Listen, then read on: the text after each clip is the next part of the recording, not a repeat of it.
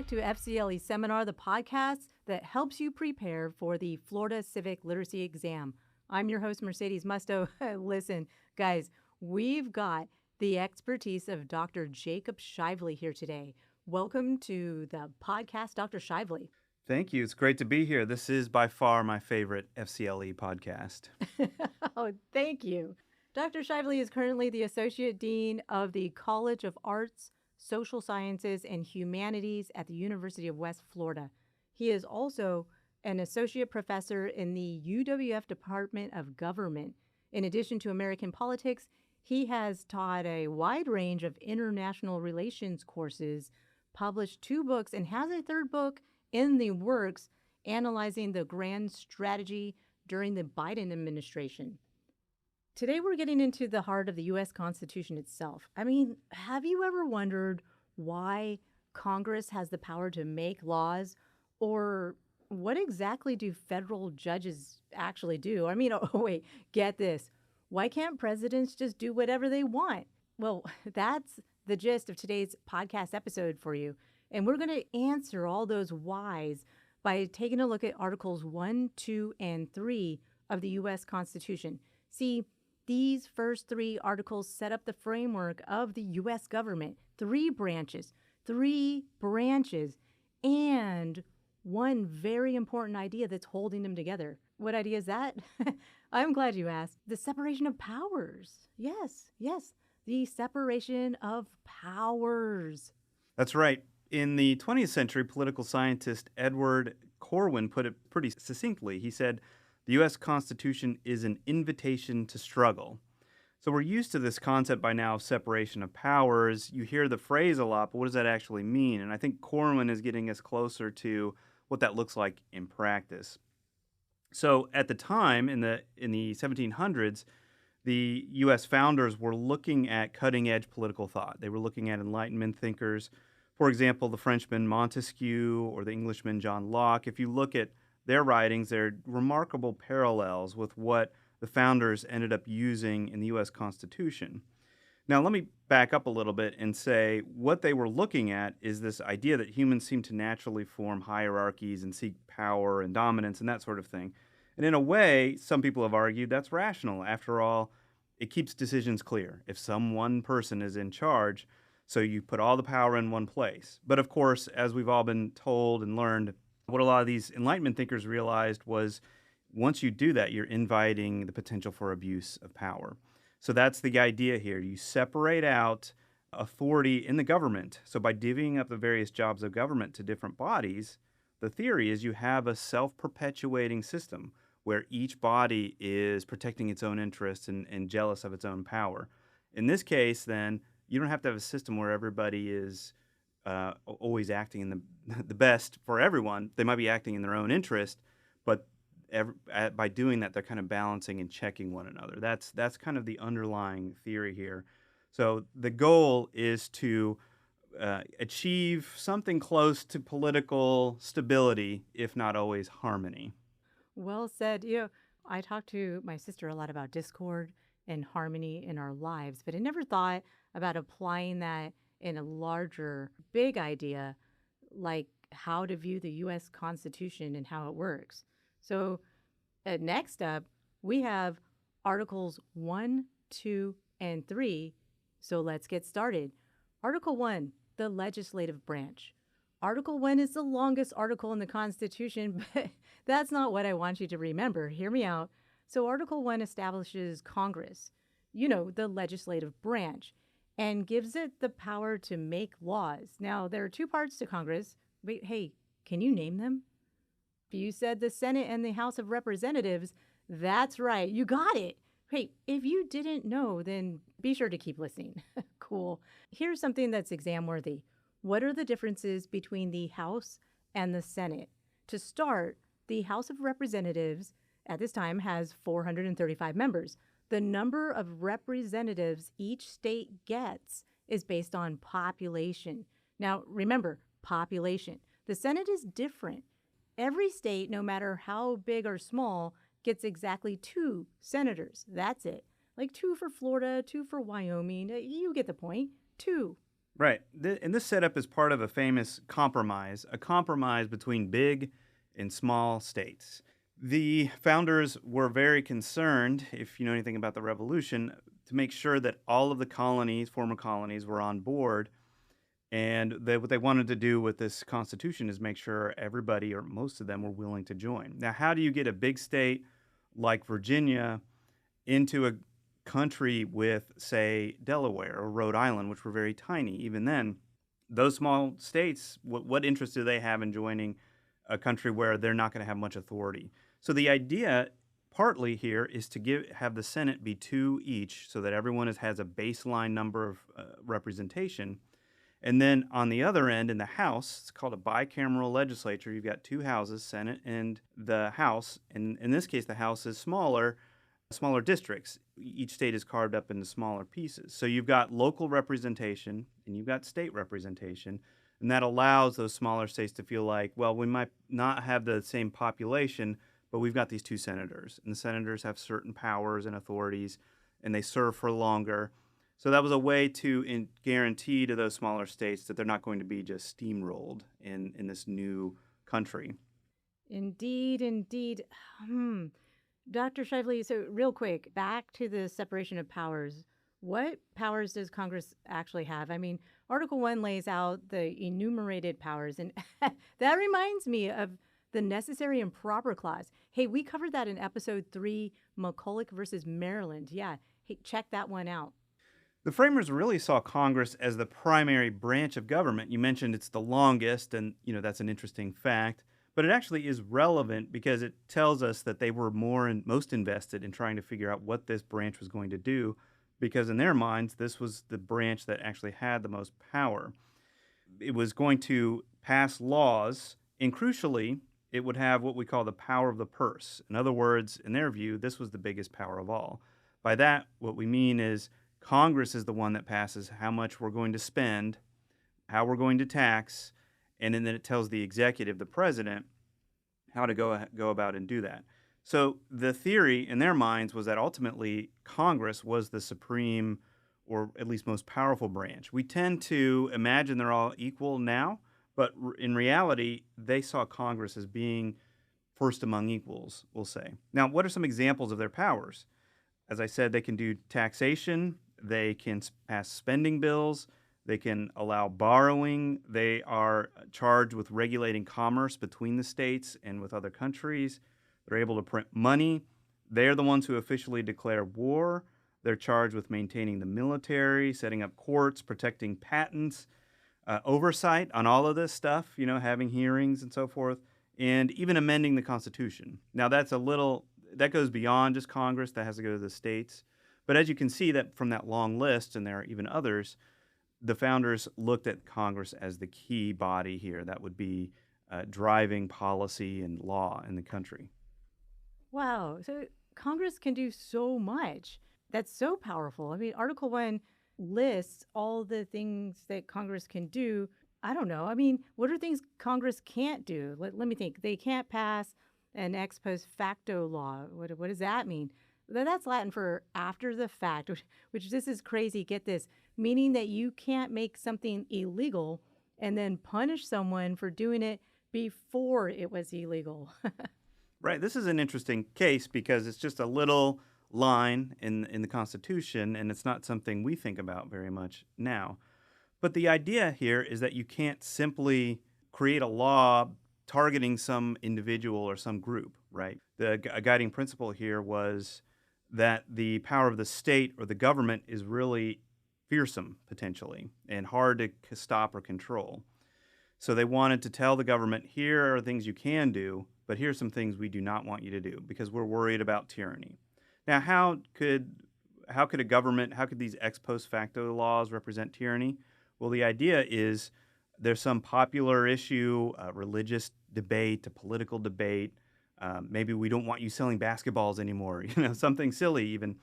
And Congress says, okay, anyone who's ever sold basketballs is now in trouble. And you say, wait a minute, I thought that was legal. So that's a very simple and kind of silly example, but it shows you just how much Congress or the legislature could turn around on people and create a law that punishes them for things that had been previously legal. So the idea with this one is to limit the power of Congress in a very specific way, to keep it from acting like a judge and a jury, and to keep it acting like a legislature, and to make sure that the rule of law is stable. Rule of law simply means we know the rules of the game and they're consistent and predictable over time. That is important for protecting everyone's rights, facilitating commerce, and all the rest. A lot of things that we like when we're looking for a stable country. This is pretty interesting, right, guys? I mean, have you ever heard it explained this way, like back when you were in high school? Now, before we move on to Article 2, take time to remember that Article 1 establishes the legislative branch. That's Congress. And that means the House of Representatives and the Senate. Okay, got it? Good. Article 2, the executive branch.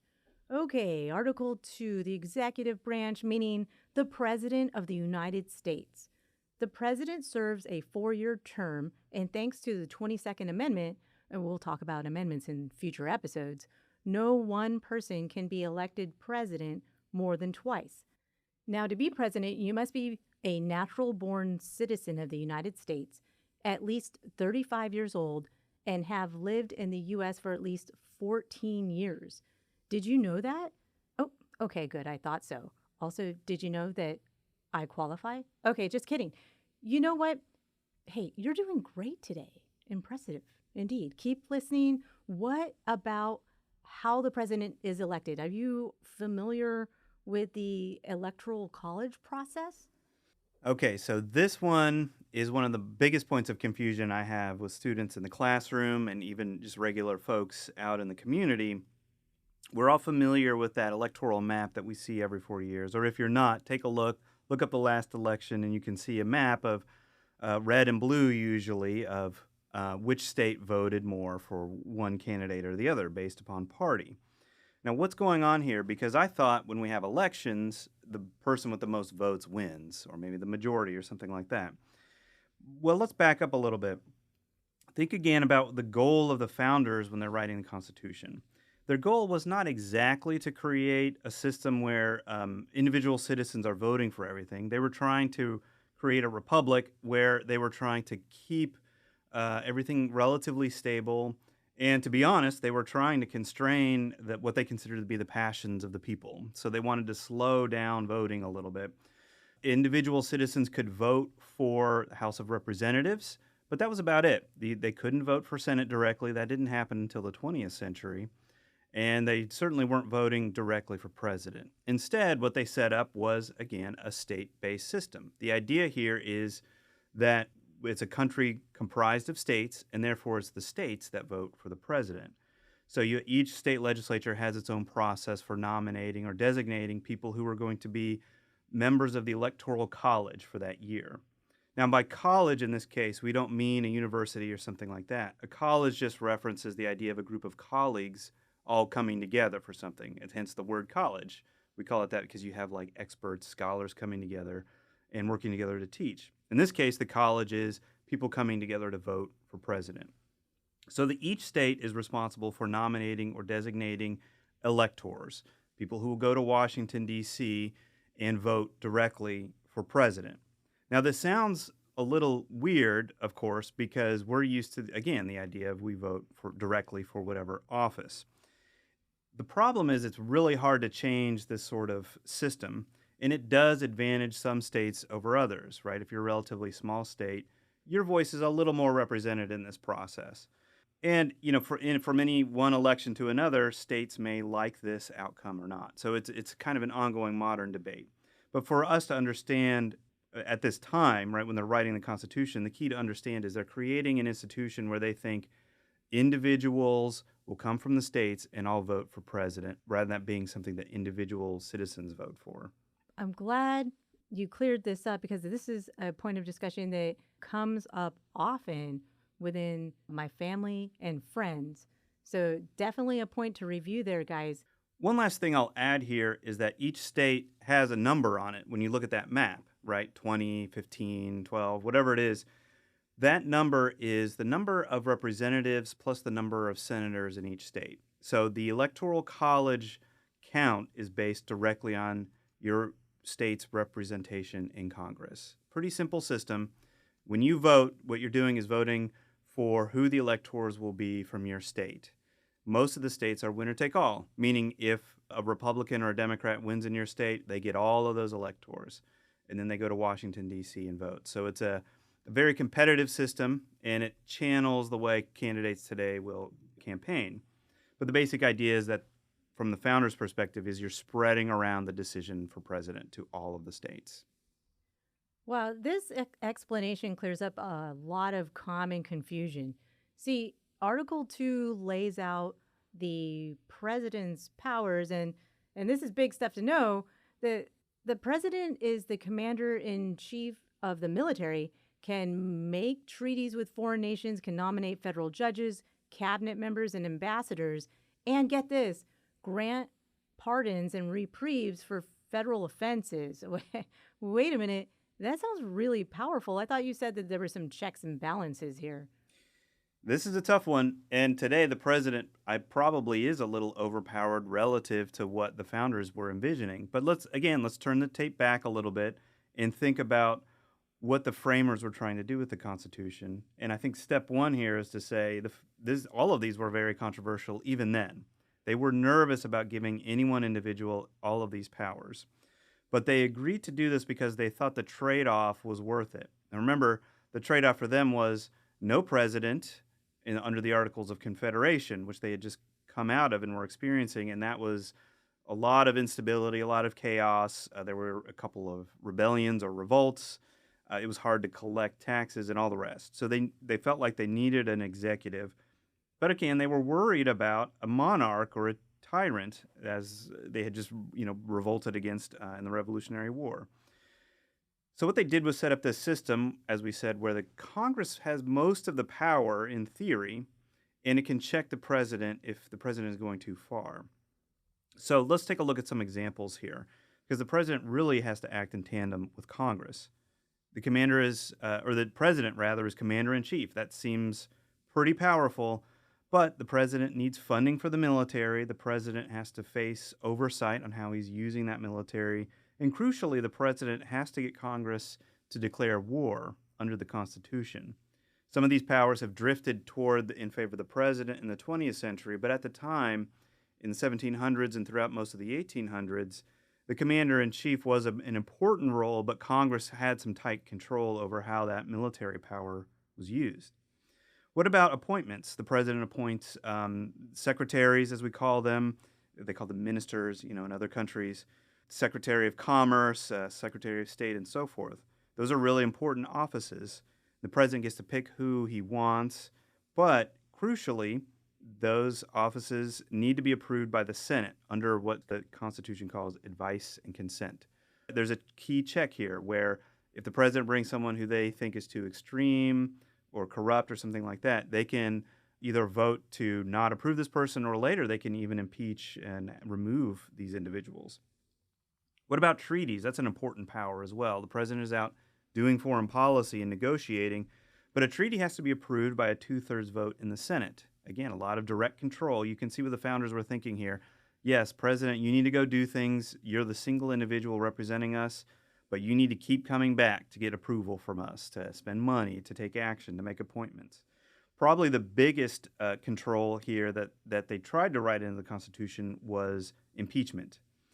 This idea, we'll unpack this a little bit later, I think, but the idea here is if the president is misbehaving, violating the rules, Congress can just vote to remove that individual from office. So we can see the founders were trying to create an office that Congress would ultimately have the most control over. Fair enough. I feel a lot better about the separation of powers. Article 2 also establishes the vice president, who has one primary constitutional duty to serve as president of the Senate and cast tie-breaking votes. And the vice president is first in line of succession if something happens to the president. But before we move on to Article 3, Article 2 also gives us the process for removing the president. This is called impeachment. Right. As we were just discussing, this power is, in theory, the ultimate check on any given president. It can be a political mess for the president if he's accused for impeachment and not convicted. So, in other words, even if the president isn't removed, it's a real mess, and they want to try to avoid that. And even more, if a president is convicted, he's just removed from office. So that seems like a big stick that the Congress can wield. In practice, this has been less effective than I think they imagined, and that's a separate discussion maybe. But let's take a step back and take a look at what this process looks like. Basically, there are two big steps, each chamber that involves each chamber of Congress. First, members of the House of Representatives bring what are called articles of impeachment. In other words, what they're saying is here's a written accusation of what the president has done, how the president has violated the rules or committed what are called high crimes and misdemeanors, which is a whole discussion that scholars continue to have about what that means. But under the Constitution, the House of Representatives can impeach the president if they vote as a majority to say, hey, the president is potentially guilty and may need to be removed. That means the president has been impeached. Not removed, but simply impeached. So we've had that actually happen a few times in American history, just a handful of times, where the president has actually been impeached. No president to date has been removed, though, so there's a key difference here. So what is this removal? Basically, after this vote the House of Representatives does, they physically walk over these articles of impeachment to the Senate, hand them off, and then the Senate sets up a process to hold what is basically a trial. In the past, the Senate has basically decided we're going to treat this like a criminal trial, but it's really a political decision. Do we think the president has gone too far? If so, if two-thirds of the senators vote to remove the president, then that's it. The president is out and the vice president takes over. That's a pretty high bar, though. And in fact, as I said, that's never actually been met. So this is a kind of threat that's been hanging over presidents as a check on their power. But to date, Congress has never quite gone that far. Dr. Shively, the way you deliver knowledge is really helping me understand like Articles 1 and 2. So let's talk about Article 3. Article 3, the judicial branch. Translation, the courts. Article 3 establishes the judicial branch. This means the Supreme Court and gives Congress the power to create lower federal courts.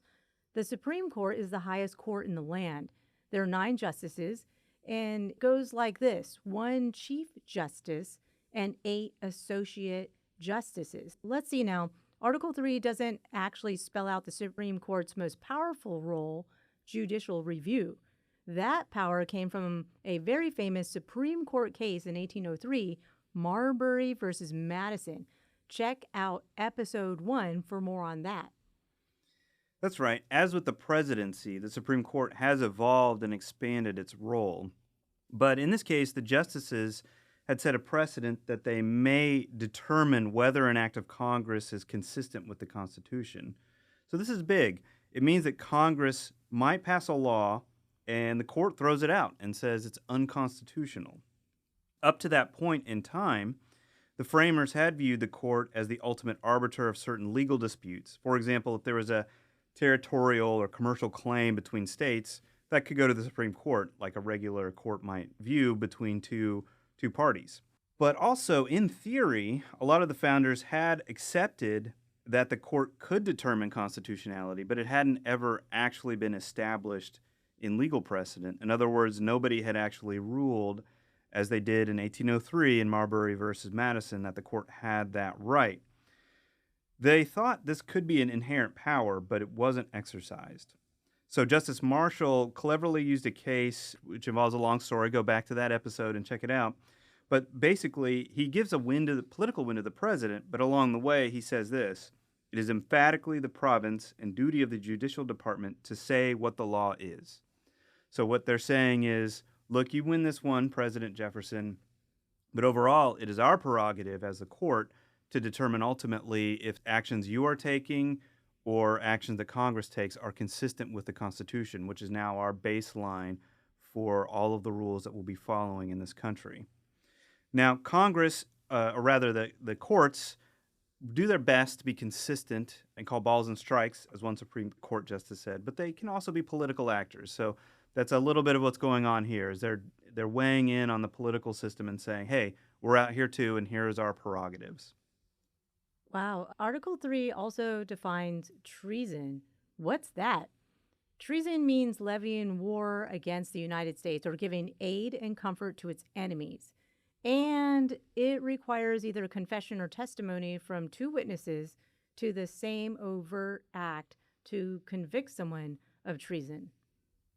This is one of those pieces of the Constitution that felt extremely important at the time, but hasn't been taken up as much in practice as you might think. So we don't hear as much about this one, but I think it's still important to discuss. So, not surprisingly, the framers were very concerned about treason because, well, most of them would have been hanged as traitors had they been captured by the British. So, this was on their minds. And the Declaration of Independence had laid out their case that they were not trying to completely overthrow the existing political order completely or the social order. They were trying to overthrow what they considered to be a tyrannical government, but try to keep everything else relatively stable. So they didn't quite see themselves as traitors, but rather patriots. So they were concerned that there might be similar sorts of rebellions, and how do you respond to that? How do you characterize who is a traitor, basically? Maybe the most direct application of this was later during the Civil War, which might be considered a case of mass treason and rebellion. Interestingly, though, even in that case, very few treason cases were prosecuted. Even Jefferson Davis, the president of the Confederate States, was not actually prosecuted he was prosecuted but not ultimately found guilty because this is such a difficult, high standard to achieve. Instead, what we've fallen back on is standards like espionage more recently in the 21st and 20th centuries. Now, the key takeaway here, though, is that what they're trying to do is mix their own personal experience with theory. In other words, here's how we think things are going to work, and here's our personal experience, and we're using those two things to come up with this Constitution in general. So when you're looking at the Constitution, you're going to see some things that make complete sense to this day, and other things that seem like, well, treason is not really an issue in my daily life. What's the point?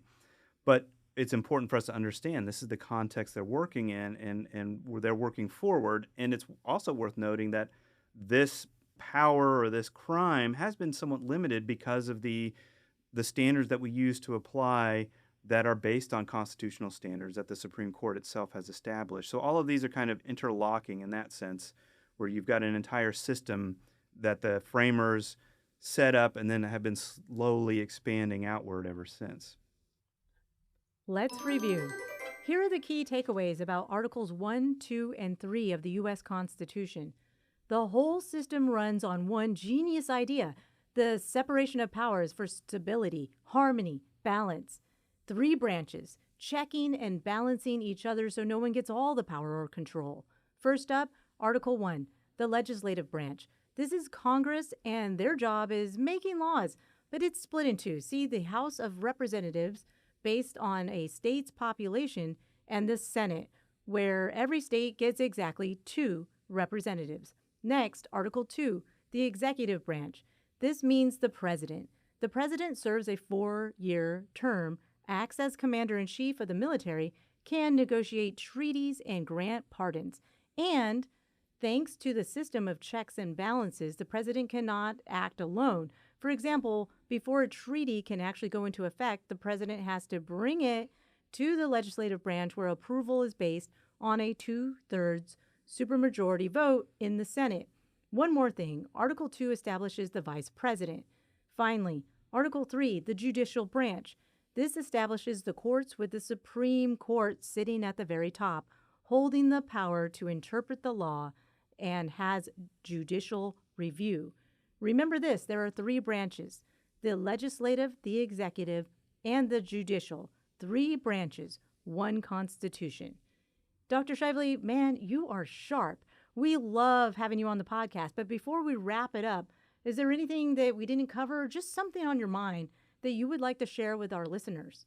Yeah, I'll just throw out one bonus term here for you to think about, which is co-equal. We often hear the word co-equal branches of government in the context of these different branches and their relative powers.